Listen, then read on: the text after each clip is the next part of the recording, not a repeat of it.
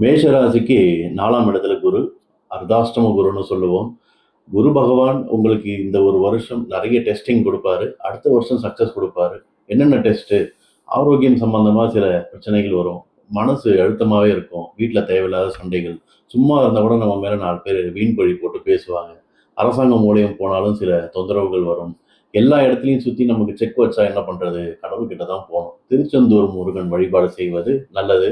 உங்க ஊருக்கு பக்கத்துல இருக்கிற சிவன் கோயில்ல இருக்கிற தட்சிணாமூர்த்திய பாருங்க. பார்த்து அவங்களுக்கு கொண்டைக்கடலை மாலை சாற்றி, முல்லைப்பூ மாலையும் வாங்கி போட்டு 3 நெய் தீபம் ஏத்தி மனசார பிரார்த்தனை பண்ணிக்கிட்டீங்கன்னா, இந்த நவம்பர்ல இருந்து அடுத்த வருஷம் ஜனவரி, பிப்ரவரிக்கு ஒரு ரிலீஃப் கிடைக்கும்.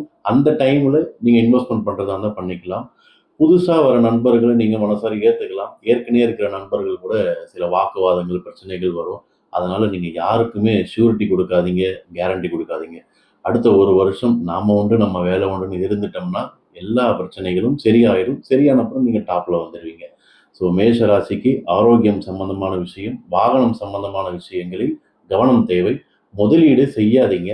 அதாவது நிலம் வாங்கிக்கலாம், கோல்டு வாங்கிக்கலாம். ஆனா ஒரு பிசினஸ்ல போயிட்டு யாராவது பார்ட்னரா சேர்த்து, நீங்க நானும் சேர்ந்து பார்ட்னர்ஷிப்ல பிசினஸ் பண்ணலாம்னு நினைக்காதீங்க. கொஞ்சம் வெயிட் பண்ணுங்க. குழந்தை சம்பந்தமான வரங்கள் வேணும்னு நினைக்கிறவங்களுக்கு நவம்பருக்கு பிறகு உங்களுக்கு டைம் நல்லா இருக்கு. இந்த 1 வருஷம் தாண்டிட்டீங்கன்னா, அடுத்த வருஷம் நீங்க சூப்பரா இருக்கலாம். நான் சொன்ன பரிகாரத்த ஃபாலோ பண்ணிக்கோங்க. வாழ்த்துக்கள்.